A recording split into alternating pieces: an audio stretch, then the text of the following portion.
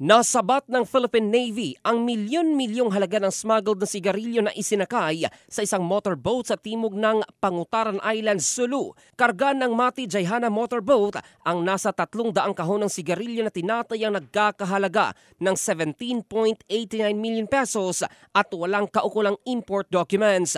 Naglalakbay mula Pangutaran Island patungong Luok, Sulu ang motorboat, sakay ang 5 crew nang ma-intercept ng otoridad na agad dinala sa Zamboanga City. Isinailalim sa assessment ang mga sakay bago inendorso sa Bureau of Customs sa Zamboanga City para sa karagdagang investigasyon at pagproseso. Kaugnay nito, siniguro ng Philippine Navy na mas paiigtingin pa ang pagpapatrolya sa karagatan para protektahan ang interes ng bayan laban sa smuggling, lalo na sa mga hangganan ng bansa. Ang ganitong mga aksyon ay naglalayong palakasin umano ang seguridad at pigilan ang iligal na kalakalan ng mga produktong tabako na lumalabag sa mga batas sa importasyon.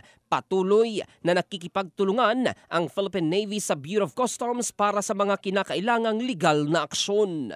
In the heart of changing lives, ito si Jofel Candado ng Brigada News Philippines, the Music and News Authority.